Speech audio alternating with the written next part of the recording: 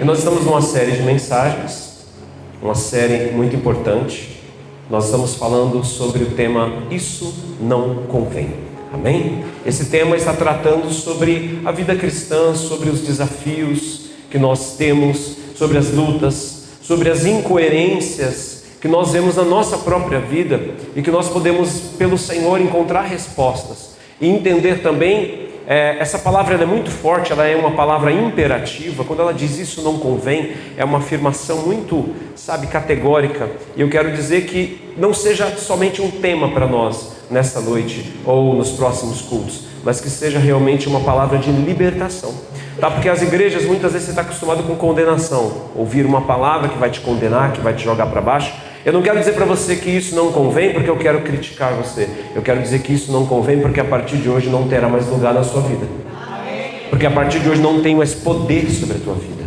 Então essa é a diferença, é a nuance que faz diferença quando a gente vem ministrar vida, do que se eu subisse aqui para ministrar morte. Porque eu não vim dizer para você que não convém, porque eu quero que você pare com alguma coisa, porque eu quero que você mude, porque eu não vou mais te cumprimentar, eu não vou mais gostar de você se você continuar desse jeito. Eu quero dizer para você que isso não convém, porque o Espírito Santo está arrancando isso da tua vida, e que não será mais assim, porque Ele não te chamou para isso. Então é libertação, é como ouvir a voz do Mestre dizer: vai e não peques mais, isso não convém. É liberdade. Primeiro Ele diz vai, Ele impulsiona, Ele dá o verdadeiro empoderamento, o verdadeiro poder, e aí Ele diz depois a consequência das obras: e não peques mais, não erre mais o alvo a partir de hoje, em nome de Jesus.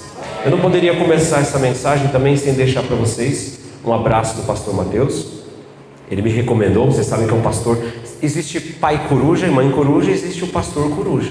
Eu estou conhecendo, vai ficar no vídeo aqui, né? Eu ia até, mas para a gente ganhar tempo, eu ia até mandar uma mensagem no WhatsApp aqui, ia falar para a igreja todinha, pegar o WhatsApp, mandar mensagem para o pastor, mas aí para não atrapalhar ele na viagem, né? Graças a Deus ele conseguiu um final de semana para descansar, porque ele é um pastor também quase que onipresente, né? Ele está em todos os lugares. Ele corre a maratona, vai para o futebol com a gente, volta, está na igreja, arruma a TV, mexe no som, ele surge assim. O pastor é tremendo. Deus usa ele igual usou Eliseu. Ele sabe até o que você está falando ali, ele sabe. O pastor é onipresente, pastor Coruja. Então, deixar um abraço do pastor Mateus, a pastora Fran, da Bia, toda essa família que nós amamos muito. E eu estou aqui para ministrar, já estava escalado para ministrar essa mensagem nessa noite. E que a igreja, eu tenho certeza que a igreja ama muito o pastor, continue orando e abençoando a vida dele, em nome de Jesus. E se der tempo aí nas estradas da vida, né? Não vou falar nessa longa estrada da vida, senão os irmãos já começam, né, sentir uma tentação, né? Eu estou brincando com vocês. Mas ele está vindo aí, quem sabe ele não chega e não surge aqui no nosso meio, o pastor onisciente.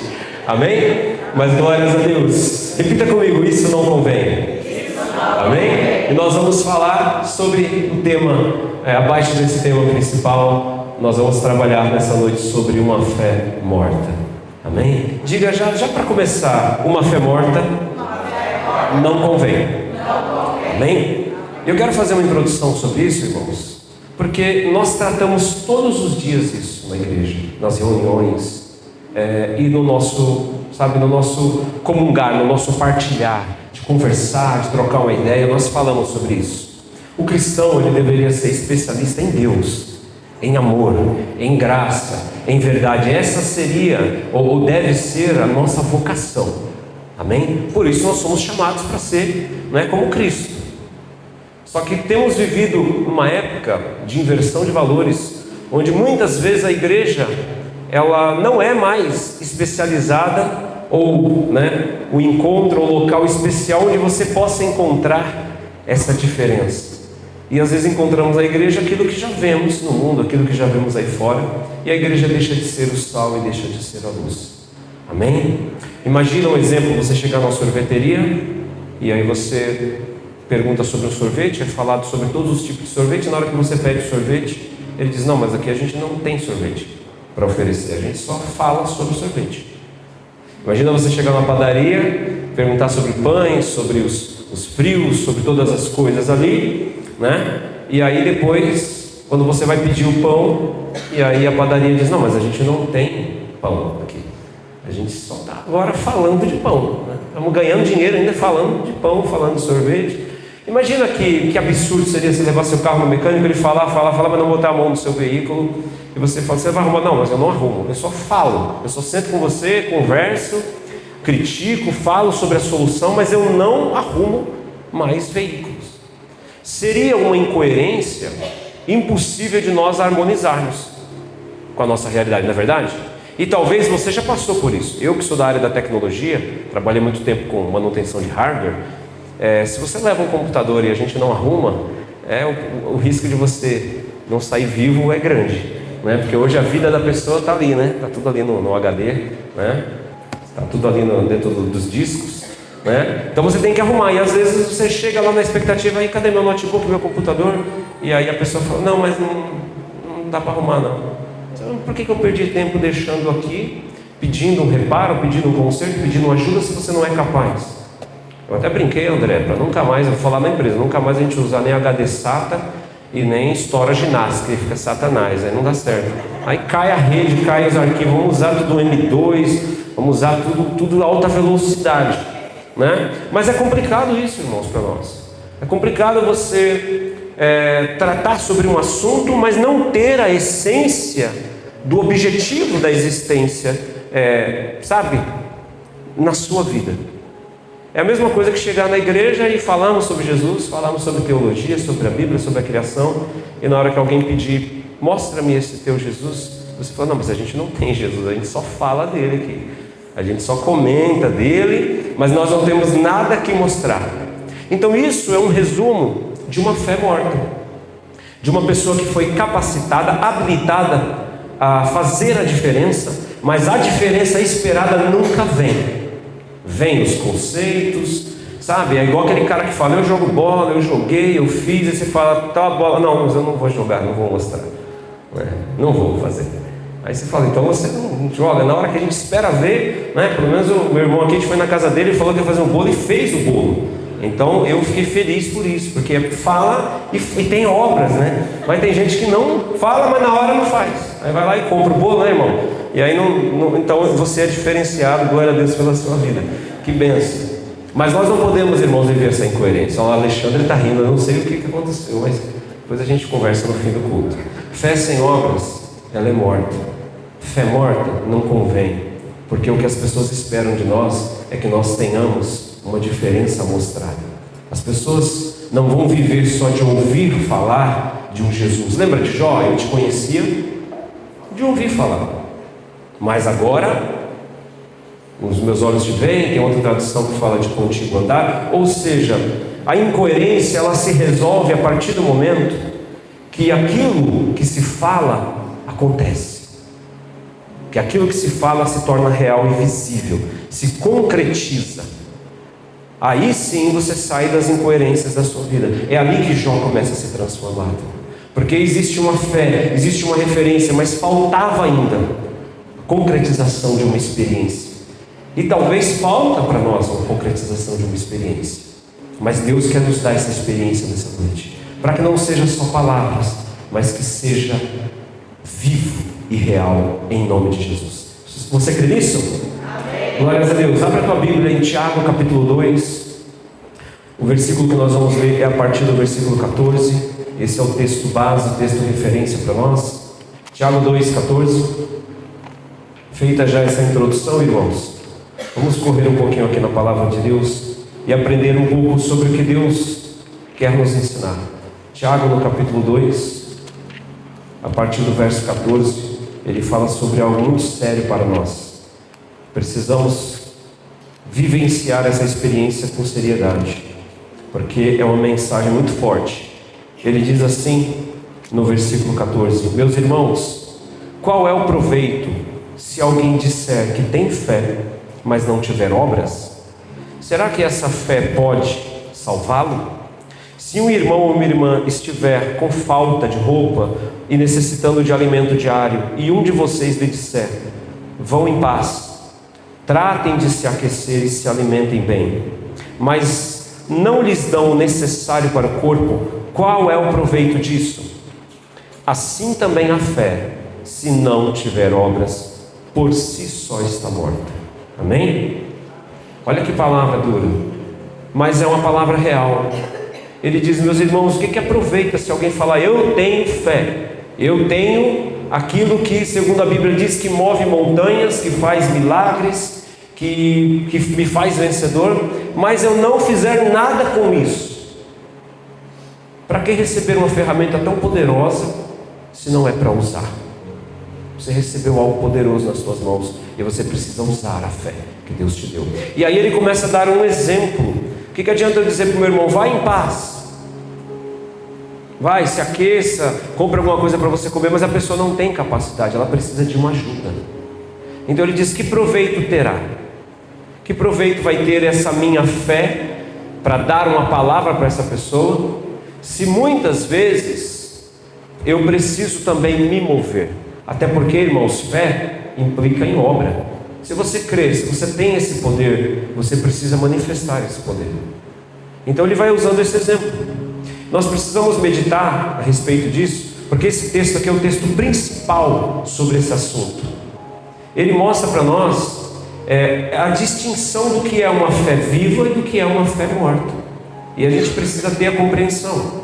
Então ele está falando para nós aqui que isso é o fundamento que temos que ter como base para saber se nós vamos permanecer numa fé morta ou se nós vamos largar uma fé morta e partir para uma fé viva, ou, com a graça de Deus, não deixar a fé que está dentro de nós se transformar em inoperante. Porque assim, não ter fé é uma coisa, ter fé e deixar essa fé ir perdendo a força, perdendo o agir é ruim. É uma fé atrofiada, ela não é usada, ela vai encolhendo, ela vai perdendo a capacidade de impactar, de fazer diferença na sua vida.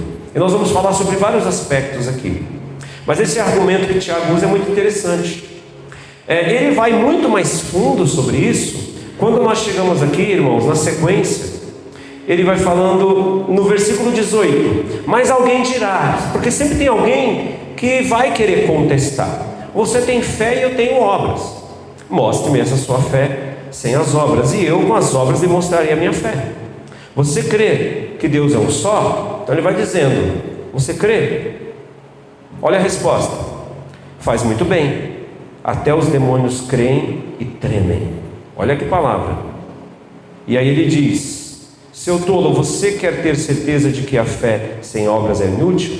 E aí ele começa a falar sobre a experiência de Abraão e tudo mais. Mas sabe, o primeiro ponto que ele coloca aqui é que os demônios, os seres que viram Deus, que eram anjos, que caíram do céu, eles também acreditam.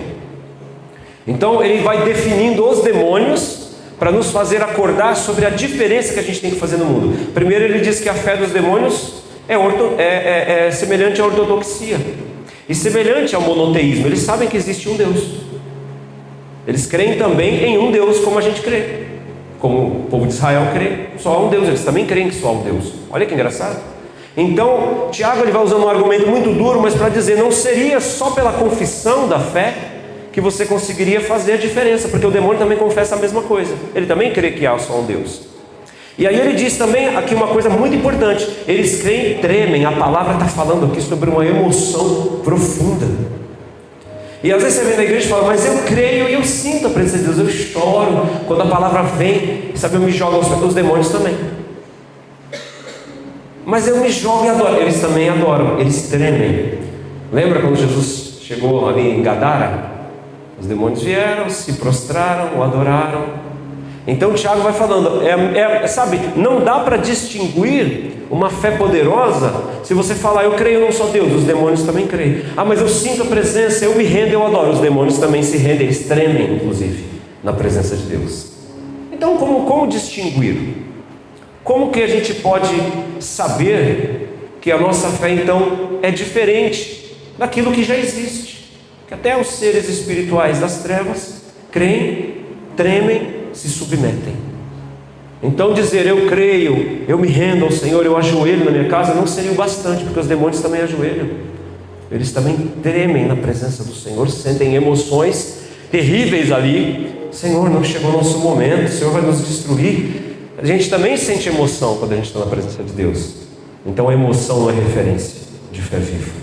Apenas se submeter ali visivelmente, se render quando sentir o mover, não é uma evidência de uma fé viva. Crer em um só Deus não seria também somente uma evidência por si só de que há uma fé poderosa e operante. Mas aí precisamos entender, então, como eu posso entender na minha vida o que é uma fé viva? E aí ele vai explicando para nós por que as coisas são assim. Versículo 26. Porque assim como o corpo sem o espírito é morto, assim também a fé sem as obras é morta. Ele está mostrando que não existe separação entre fé e obras. Porque se fé é poder para quê? Para executar alguma obra de Deus. E as obras de Deus são tão grandes quanto o Deus que faz as obras. Deus é grande. Então, se eu tiver fé, as obras são parte dessa experiência. É impossível eu falar apenas algo, mas não viver isso, não experimentar. Eu estou falando para pessoas aqui que têm experiência de fé, que têm um testemunho. Eu poderia contar um testemunho meu, alguns testemunhos, e muitas pessoas aqui têm testemunho para contar. Mas a palavra quer nos levar para uma reflexão de que nós não podemos estagnar onde nós estamos. Porque a fé, se ele fala que a fé sem obra é morta, significa que a fé ela pode morrer. A palavra de Deus ela diz: quando o Filho do Homem voltar, porventura ele achará fé aí na terra. Ele diz também que a fé se esfriaria. Vocês já leram essa passagem? Então esse primeiro momento da palavra pode parecer duro, mas ela é uma advertência. Cuidado para que a sua fé não esfrie, não morra. Ela vai esfriar ao ponto de que ela pode morrer, se tornando inoperante. E esse morrer é a incoerência da vida cristã. É quando a fé ela só serve como argumento, como debate, como briga, ou como qualquer outra coisa menos obra de Deus de transformação. Amém? É impossível você crer em algo e não querer para você. Amém? É impossível. Como nós lemos aqui, a fé morta ela é descrita como inútil. A palavra grega fala estéril ou inútil. Ela não tem utilidade. Ela é comparada a alguém que vê um irmão nu e faminto e oferece apenas palavras litúrgicas. Sabe aquela coisa que a gente fala sem nenhuma emoção? Deus te abençoe, vai em paz, amém. É como a gente acostumar a falar paz do Senhor, mas a paz do Senhor é uma palavra muito poderosa, irmãos. A paz do Senhor Jesus, a paz que excede o entendimento. Muitas vezes a gente está trocando a verdadeira fé apenas por liturgia. E às vezes a gente gosta da liturgia de uma igreja, e aí a gente se apega: nossa, essa igreja é mais santa, eu gosto do jeito dos irmãos, tudo assim. Mas liturgia não resolve. O demônio não tem medo de liturgia, doença não sai por questões de liturgia. Inclusive Jesus quebrou as liturgias quando ele curou no sábado, quando ele comeu sem lavar as mãos. Liturgias, elas muitas vezes são demonstradas na Bíblia que não têm função para fazer transformação. Então não adianta você falar: eu me ajoelho todo dia. Você pode se ajoelhar, mas é o seu coração como está. Então, irmãos, a primeira reflexão que nós temos, que é dura, e aí eu vou chegar no primeiro ponto aqui, é que se você tem uma fé e ela não tem poder e não tem operação, se ela é uma fé morta, então a nossa vida cristã é uma fraude ética. Isso é muito duro, porque nós temos linguagem de piedade, liturgia, mas que mascara a indiferença para com Deus e para com o próximo. Então a fraude ética é a fé sem obras. Porque você não pode falar que você crê num Deus grande, mas sabe, isso ser falso, ser vazio. Então é a fraude ética. Por isso que o Senhor, ele fica muito triste com essa ação da igreja. Seu coração, ele sente essa dor de um povo que me honra com os lábios, nós vamos até ler isso, mas que seu coração está longe de mim. É a fraude ética. E essa fraude nós estamos vendo todos os dias na nossa caminhada, muitas vezes no nosso meio, mas em nome de Jesus, Deus tem algo para nós. Então a primeira coisa que eu quero falar para os irmãos sobre uma fé morta. Nós estamos falando aqui, é duro, né? O assunto já começou, fica até mais triste começar assim, mas eu já comecei dizendo isso para poder fazer essa primeira afirmação. Número 1, está aí no slide. Diante de Jesus, uma fé só de palavras não convém. Eu quero que você repita comigo. Diga: diante de Jesus, uma fé só de palavras não convém. Vocês entenderam então por que não convém? Eu comecei falando sobre a fraude ética, sobre a questão, por exemplo, irmãos, quando eu digo para você, vai, seja abençoado, e não faço nada, não quer dizer que eu tenha que ser o salvador da pátria, sabe? Não quer dizer isso. Às vezes eu tenho que abençoar e às vezes eu não tenho o que dar, o que fazer naquela situação. Mas o que ele está querendo dizer para nós é que se você crê realmente em Deus, você não vai ter conselho só para os outros. Porque tem gente que fala, e fala a verdade, mas fala a verdade para os outros.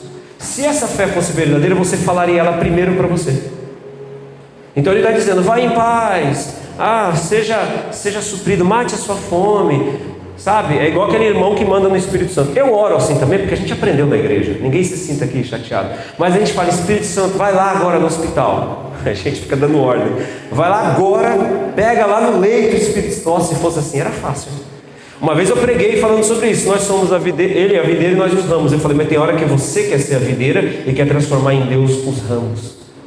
E aí você quer que Deus flua por você, enquanto você tem que fluir por Deus.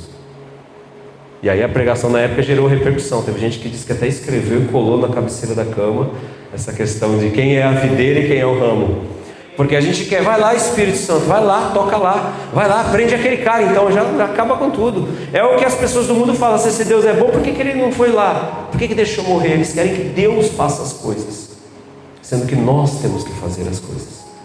Então uma fé, diante de Jesus, ter uma fé que só palavras não convém. Lembra da mulher do fluxo de sangue?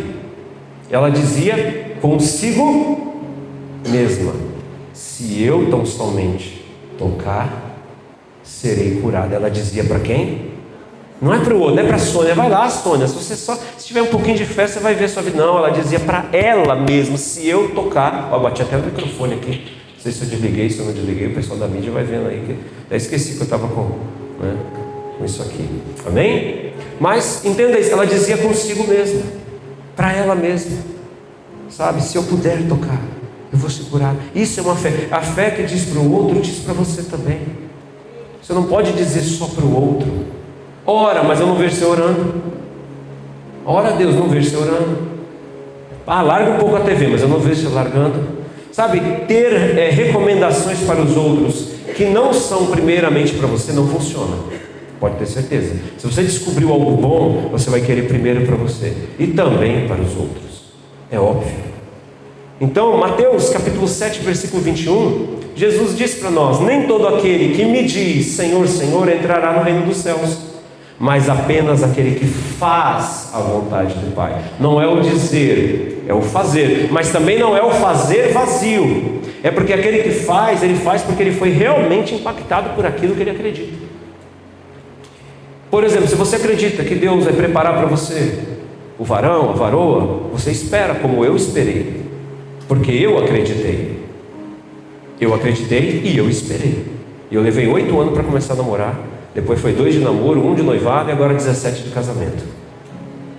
Mas eu acreditei e eu provei com as obras a minha fé. Eu provei com as obras a minha fé. E eu falo isso, é verdade, é um testemunho pessoal de tantas outras coisas na minha vida. Se você crê, você vai até o fim. Você tem que mostrar com as tuas ações, porque Deus vai te honrar. O melhor é isso, é receber algo de Deus realmente, porque vem com autoridade. Isso é bênção, tá? Eu sei que nós não vamos ser perfeitos em todas as áreas da nossa vida, sabe? Deus teve que mudar Abraão, depois ele mudou Sara. Deus às vezes tem que mudar o marido, depois ele tem que mudar a mulher. Deus é um Deus de ajuste, Ele é um Deus que organiza as coisas. Então não precisa se entristecer caso você não tenha vivido com total consciência as coisas que você deveria ter feito na sua vida. Mas entenda que o Senhor te dá uma chance hoje de você começar um novo tempo e de buscar nele essa referência. Amém?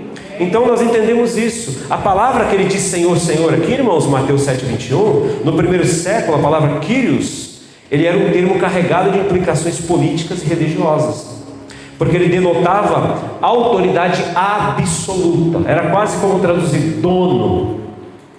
Então ele diz: não adianta você me chamar de dono da sua vida, Tá? Tanto que quando Jesus usa 2 vezes a palavra em verdade, é porque ele está enfatizando. Então quando ele fala Senhor, Senhor, o dono da minha vida, ele está querendo sugerir uma questão de nível de intimidade grande através dessa palavra. Ele fala também de urgência, de fervor. E aí isso nos mostra que não estamos lidando nessa passagem com oponentes, com pessoas falsas que querem algum interesse, pessoas que realmente não creem em Jesus, mas são indivíduos que se consideram parte efetiva do reino de Deus. Eles tinham convicção plena de que esse tipo de fé estava correto, ao ponto de falar Kyrios, Senhor, Mestre, meu dono. E aí eles tentaram convencer o Kyrios, o Senhor, de que tinha obras que pudesse confirmar que era a fé verdadeira. E aí eles falaram, profetizamos em teu nome, curamos, e vai falando, mas aí Jesus, ele é muito enfático quando ele diz que apartai-vos de mim, porque eles não tinham realmente intimidade com o Senhor. Esse é um trecho muito interessante da palavra de Deus. Mateus 7,22, ele fala, nunca vos conheci, apartai-vos de mim, vós que praticais a iniquidade. Ele está trazendo aqui para nós uma outra coisa muito importante: fenômenos não validam necessariamente a fé. Então dizer que viu, que fez, que aconteceu, não valida a fé. Mas o cara cura, ele pode curar, pode ser abençoado, pode ser poderoso nas palavras. Isso não significa que ele seja realmente uma pessoa que entende quem é Jesus, que tem alguma intimidade com Jesus. Então nós temos que entender, esses fenômenos é o que está sendo buscado hoje para ser referência dentro das igrejas. Se tiver fenômeno é porque tem fé. Não, pode ter cura, pode ter milagre. Deus cura, sabe por quê? Porque Ele te ama, porque Ele tem misericórdia. Imagina se uma pessoa em um canto longínquo do nosso país, que não ouviu a palavra, não teve instrução, ele não tem referência, mas a criação, ela revela a glória de Deus. Ele olha para um céu maravilhoso desse, porque Deus, você pode não saber de nada, mas Deus nos deixou na terra, Ele deixou uma atmosfera que é um formato como se fosse um globo ocular. Você olha para cima, você vê milhares ou bilhares de anos-luz, coisas desde quando Deus criou o universo com seus olhos. Deus deixou uma referência, uma janela, né? Deus deixou um teto solar para nós, especial para que todos possam olhar e ver grandezas que a ciência nunca explicou e nunca vai explicar. Só não crê quem não quer. Olha para cima. Aí vem as nuvens para nos atrapalhar, mas no dia que a nuvem abrir, olha para cima e veja o absurdo. Veja a grandeza. Todos podem ver com o olho, não precisa de binóculo, não precisa de lente de aumento. Se quiser, ter uma lupa, alguma coisa para ver melhor o astro, você pode ver. Mas veja que absurdo, Deus deixou essa grandeza para nós, para que todos aqui possam crer, para que não haja diferença. Então mesmo uma pessoa distante, que não teve uma referência, ela entende a grandeza desse universo e pede misericórdia. Você acha que Deus não vai atender? Deus, Ele atende. Então se a pessoa chegar aqui e ela tiver fé, mesmo que de repente tem uma pessoa aqui que não está com essa comunhão com o Senhor, o Pai não vai deixar de abençoar você por causa de mim. Então não é esse fenômeno que aconteceu aqui, ou que aconteceu ali na igreja, que vai prender você a um evangelho fraco, a um evangelho falso. Você tem que se prender a Jesus Cristo, o Senhor. Jesus Cristo, o Senhor. Porque é Ele quem fez na tua vida. Amém? É Ele quem fez na minha vida. Então nós estamos aqui, nós somos a igreja, tá? Nós somos uma igreja, mas uma igreja apegada ao Senhor, que é corpo de Cristo. Ele é o Senhor. E Ele diz, nem todos que dizem Kyrios, Senhor, Mestre, Dono, que tem fenômenos, nem todos esses vão estar comigo no reino dos céus. Amém? E é uma palavra dura, porque diante de Jesus uma fé só de palavras, só de argumentações não convém. E isso mostra para nós, irmãos, a tragédia, que existe uma possibilidade de auto-engano para aquele que caminha na palavra de Deus. Você pode até acreditar que é sem ser. Por isso que eu comecei falando Salmo 139. Será que eu sou mesmo? Irmãos, eu estou fazendo o meu melhor aqui, mas todos os dias eu tenho que dizer, sonda-me, Senhor, e me conhece.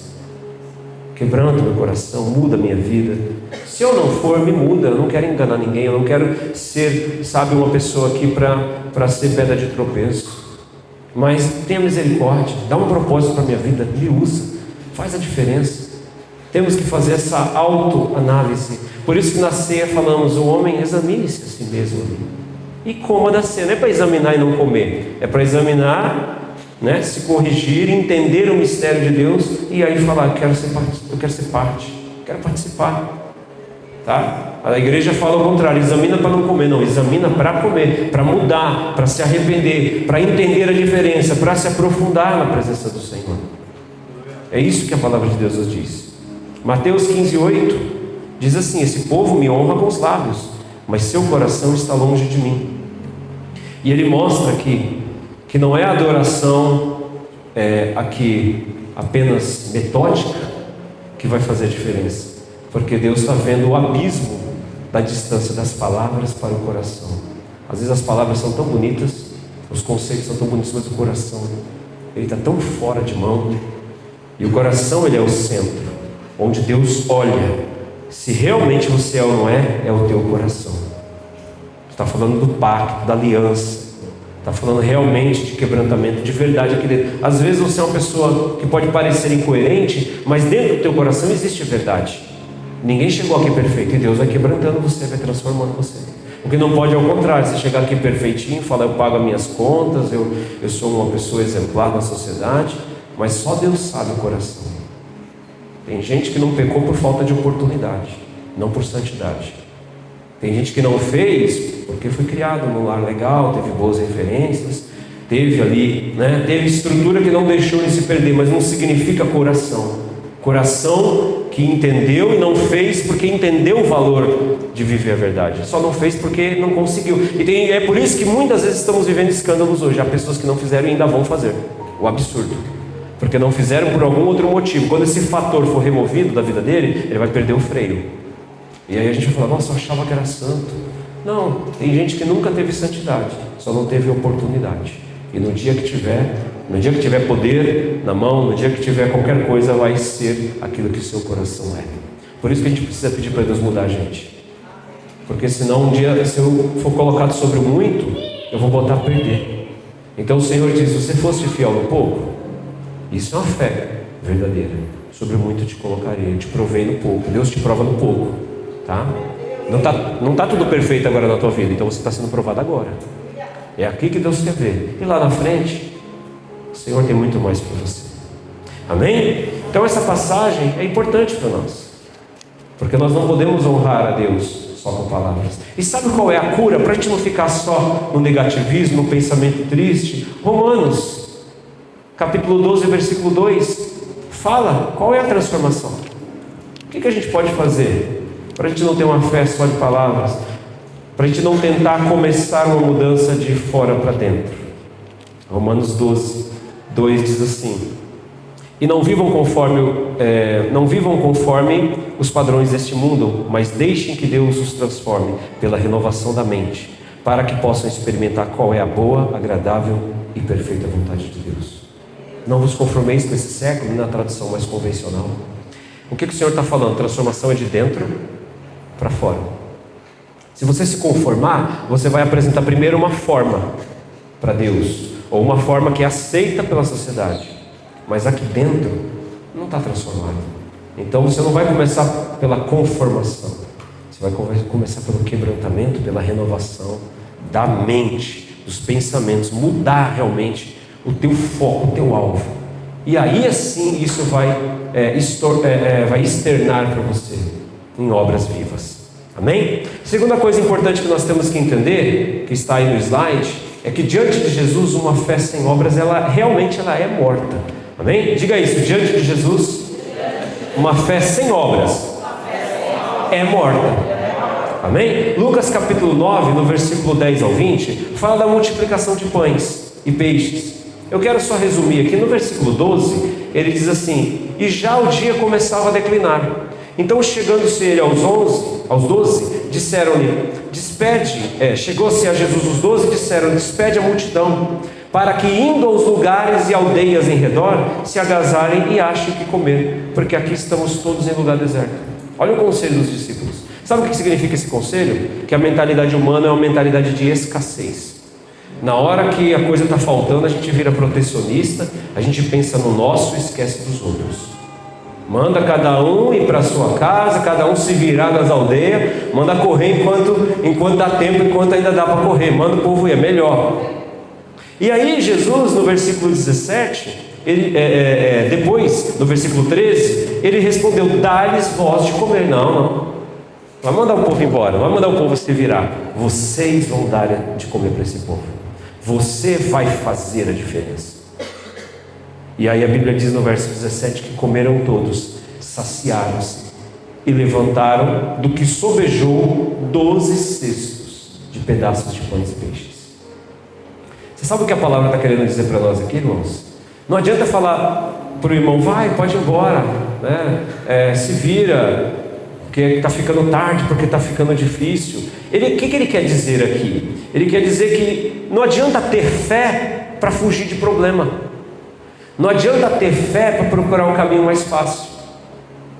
A fé seria para o contrário, para tentar fazer o que é impossível, o que é mais difícil. E você usa a fé só para excluir responsabilidade. Tem gente que só usa a fé para isso. Ah não, mas eu sirvo a Deus no meu coração, Deus sabe. Tem gente que fala assim: nossa, eu queria tanto ouvir a voz de Deus. Aí eu queria ouvir a voz de Deus, eu queria ter direção. Aí se você fala para a pessoa algo que ela não concorda, ela diz: ah não, mas eu orei, Deus falou comigo que eu estou autorizado, que eu posso fazer isso. Aí você fala: mas já falou? Uma vez uma pessoa me pediu oração, porque disse que estava perdido, precisava de direção. E eu dei uma direção, porque Deus me deu uma palavra, eu dei uma direção para essa pessoa. Chegou a pessoa falou: eu vou pensar. Porque ela não se firmava em igreja nenhuma, ficava indo em tudo quanto era lugar, ela buscava bênção. Sabe a pessoa que busca bênção? Pescador de bênção, vai tentando pegar tudo quanto é lugar. E eu falei: firma no lugar, vai viver uma vida de comunidade, vai viver ali com os irmãos, sabe? Aí Deus vai tratar a tua vida, isso é importante para nós. E aí na outra semana ela voltou e falou: pastor, eu orei e Deus falou comigo. Aí ela falou assim: Deus falou para mim tal. E eu falei assim: só quero te fazer uma pergunta. Na semana passada você estava perdida, pedindo a direção, não sabe nada, está desorientado. Deus já falou com você? Eu falei: é fácil assim? Só porque você ouviu o que você não gostou, o que você não concordou, aí agora Deus falou com você. Sabe que tem gente que tem fé só para excluir responsabilidade.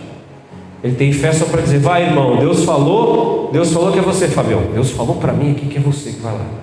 Quantas vezes eu não ia fazer um culto no lugar e o pessoal tinha medo? Tinha gente que era bêbado, tinha gente que era endemoniado, e o pessoal falava: vai lá Carlinhos. Na época eu não era o Carlão, né? Hoje me chama de Carlão, né? Olha, já melhorei, né? O nível já subiu. Mas era Carlinhos: pastor Carlinhos, vai lá, Deus vai te usar, deixa eu lá sozinho, com bêbado, com endemoniado. Aí eu falava: obrigado irmão. Nossa, naquela época não tinha, né, sabedoria que eu tinha hoje. Eu falava: esse irmão, quando ele precisar de mim, ele vai ver. Porque na hora de ir, ninguém queria ir. Quando era uma coisa boa, um culto de jovens, negócio de louvor, todo mundo, na hora que o bicho pegava, ninguém queria ir. Então essa fé que exclui é complicado. Vai lá irmão, Deus vai te usar, você é uma bênção, vai lá. É assim? A fé é para isso, para excluir a tua responsabilidade? Jesus falou: não vos dei fé para isso, eu dei fé para que vocês alimentem essas pessoas. E aí sobrou 12 cestos cheios. Sabe qual é o símbolo de 12 cestos cheios? Porque tinha 12 discípulos, né? Os cestos representam cada um de nós, tá? Figuradamente aqui na palavra, uma analogia, ele representa cada um de nós. Sabe por quê? Porque você tem que sair cheio da presença de Deus. Mas cheio do quê? Daquilo que tem a serventia, para alimentar mais gente, para alimentar você mesmo, a tua casa. Porque tem gente que fala: sai cheio do culto. Cheio de quê? Não serve para nada. O que você de repente pode estar cheio não serviu para nada. Então eu tenho que questionar do que estamos nos enchendo. Porque eles saíram com 12 cestos cheios de pedaços de pães, dava para alimentar muito mais. São coisas úteis, que têm utilidade clara e objetiva. Eu tenho que sair do culto cheio, como esses 12 cestos, cheio de alimento, cheio de vida, cheio de misericórdia. Porque 12 cestos cheios dá para ter misericórdia, dá para ajudar as pessoas, sabe? Dá para você mesmo se saciar, dá para você mesmo suprir tua necessidade, não ficar desamparado. Ou seja, a bênção de Deus, ela abençoa você, ela abençoa a tua casa, ela abençoa o teu vizinho, ela abençoa a igreja. Não pode ser uma coisa que você fala, eu estou cheio, mas esse cheio não me serve para nada. Tem que servir para alguma coisa a nossa fé, irmãos. Precisa servir para alguma coisa. Amém? 12 cestos cheios, porque senão estraga. E eu aprendo algo também importante nessa palavra, que na fé, a fé, ela não desperdiça nada. Na fé não tem sobra. A fé tem superabundância. Deus faz mais. Eu queria fazer algo e Deus me deu a capacidade de fazer mais do que eu queria fazer. Não é aquela coisa de não, vou fazer só isso aqui e sobrou. Na fé não tem sobra. O que Deus manda é para ser usado. O que Deus manda é para você colocar a mão no arado e fazer a diferença. Às vezes você fala, Deus, estou precisando de R$1.000. Vamos dar um exemplo aqui, vou orar, Senhor, eu preciso pagamento. Deus pode mandar 10, 100, 1 milhão. Deus pode prosperar a tua vida, te colocar numa condição de você tenha tudo que você jamais sonhou em ter. E isso é superabundância. Só que você vai fazer o que então? Mais. Não vai fazer só o que você faria com aquele pouquinho que você pediu. Você vai falar, glória a Deus, agora eu vou fazer mais do que o Senhor falou. Eu pedi um carro para Deus para dar carona, né? Aí Deus me deu um carro. Aí meu carro era para 5 lugares. Aí eu dava carona, levava os irmãos todo culto, levava cada um para um lado. Aí chegou um momento que tinha que botar carrinho de bebê, aí depois já ia 8 no carro. Aí eu já falava assim, meu Deus, se a polícia pegar aqui, eu estou perdido, né? Mas eu estava fazendo a obra. Então às vezes a gente pede uma coisa, Deus ele pode mandar algo. Se ele mandar uma van, melhor ainda, mais gente. Sabe, superabundância significa isso. Que Deus ele pode te dar mais, porque Ele sabe que se você tem uma fé que tem obras, aí Ele vai querer te usar. Deus vai querer te dar muitas coisas. Muitas coisas. E aí Deus vai acumulando. Eu estou falando aqui com os ministros dessa casa nessa noite. Deus acumula talentos. Uma vez eu fui pregar numa igreja e o pastor falou, nossa, você é um obreiro completo. Eu falei, por quê? Né? Mas era o jeito do pastor. O pastor sempre ele falou, porque você prega, você canta, e as harmonias que você faz, as versões das músicas é sua mesmo, então deixa você fazer sozinho, e você faz tudo, você se vira, se precisar que deixa a igreja. Mas quando eu comecei não era assim. É que Deus ele foi dando superabundância. Eu queria apenas pregar. Aí eu aprendi a pregar, eu aprendi a orar, eu aprendi a tocar, eu aprendi a cantar, eu aprendi a dar estudo, eu aprendi a visitar, eu aprendi, sabe, a ser amigo das pessoas, a parar para ouvir as pessoas, e você vai aprendendo. Aprendi a gastar meu tempo, a investir meu tempo, eu aprendi a parar tudo que eu estou fazendo para ouvir a Deus, eu aprendi a compartilhar o que eu tenho com os outros, e aí vai aumentando os dons e as capacidades. E eu quero dizer para você, Deus quer contar com você para isso. Deus gostaria de te dar mais, se você quisesse fazer mais. Amém? Deus quer te dar mais, mas se você quiser fazer mais. Para quem começou com poucos pães e peixes, agora tem 12 cestos cheios, dá para alimentar mais, dá para continuar a jornada. E aí Ele multiplicou pães outra vez também. Sabe, irmãos, é muito importante isso para nós. A fé, ela vem para organizar, dá de comer, manda o povo se assentar, tira o desespero, diminui a ansiedade. A fé tem administração também na fé, coloca de 50 em 50. Sabe, não é porque você tem fé que você vai sair fazendo o que você quiser, passando o cartão aí, falando, não, agora eu tenho obra, né? Não vai nessa também não. Tem organização, Jesus falou de 50 em 50. Tem que saber administrar, tem que saber como fazer também. Por isso que a fé implica em aprendizado. Às vezes você está na igreja e não aprendeu, você acaba perdendo a bênção, porque você tem que aprender a administrar também a bênção. Como fazer para que a coisa flua? Para que todo mundo seja abençoado. Tem a organização e a administração no meio também. Tivemos a mensagem aqui, o estudo do Valmir, sobre a parte financeira. Tudo isso é importante para nós. Amém? A fé é para isso, é para te acalmar, é para organizar a casa, é para planejar. Deixa eu olhar, deixa eu ver como eu vou fazer para organizar a minha casa. Deixa eu ver qual passo eu vou dar na minha vida. Vou começar a estudar agora, o que eu vou fazer, o curso que eu vou escolher, como que eu vou... Sabe, Deus, Ele vai te dar fé, mas Ele vai te dar estratégia. Não existe fé com obras que não seja cheia de visão. Porque aí eu tenho fé e tenho obra e faço o quê? Não sei, faço qualquer coisa. Não existe isso. Tem que ter visão clara, tem que ter planejamento também. E Deus, Ele te dá isso. Quando eu falo de fé, a gente fala assim, eu quero ter um casamento abençoado. Tem que ter um planejamento. Até para você se curar, se restaurar, tem que planejar. Para você ser uma pessoa melhor, você tem que se planejar, investir na tua inteligência emocional, pensar, sabe, de modo diferente, começar. Se você não começa, você não termina. Amém? Quem não começa, não termina. Então, uma fé sem obras é morta. Então, o que o Senhor está dizendo para nós? Você precisa dar um start nessa noite. Amém? Diga, eu preciso dar um start. Amém? Porque quando ele fala sem obras, é fé sem ação. Ela não tem start, ela não tem botão de start. Sabe a pessoa que crê e fica, Deus, o que eu farei? O que eu farei? E o Senhor está falando para nós assim, precisa começar, precisa fazer alguma coisa, precisa dar um passo. Talvez o passo você já deu aqui nessa noite. Amém, irmãos? Para finalizar, diante de Jesus, o que convém é uma fé viva que sempre gera frutos. Diga isso, diante de Jesus, convém uma fé viva que sempre gera frutos. Amém? E o segredo para ter essa fé viva, Gálatas 2:20 diz, já não sou eu quem vive, mas Cristo vive em mim. Dá lugar para o Senhor na tua vida.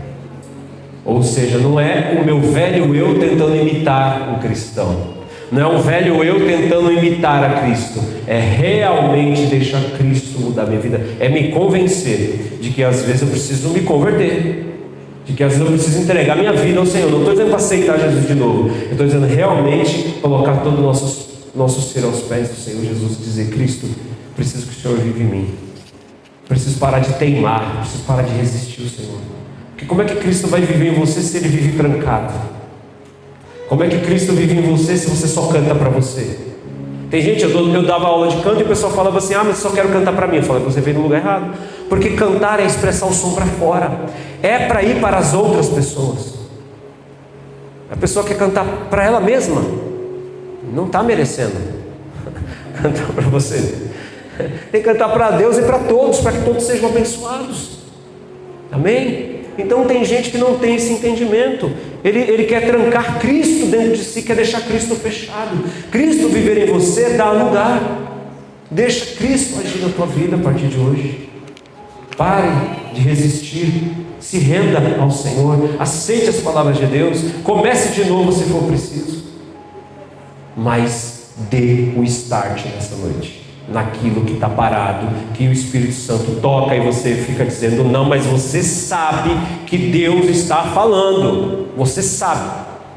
Então está na hora de você parar de usar as desculpas e dar o start. Às vezes a fé não está operando por falta do start. Você sabe, diz agora não é para mim, mas você sabe no teu coração que Deus está a porta batendo. Amém? Ele está na porta do teu coração batendo para fazer grandes milagres. O louvor pode subir em nome de Jesus. Graça e paz, espero que essa mensagem tenha falado fortemente com você no seu coração. Se você deseja receber mais conteúdos como esse, deixe o seu like e se inscreva em nosso canal. Gostaria de convidar você também a estar presente nas nossas reuniões, na nossa quinta do Encontro de Fé, às 20 horas, e também aos domingos, às 19 horas, no nosso culto de celebração. Você e toda a sua família é o nosso convidado para estar presente aqui, para louvar e adorar o nosso Senhor Jesus.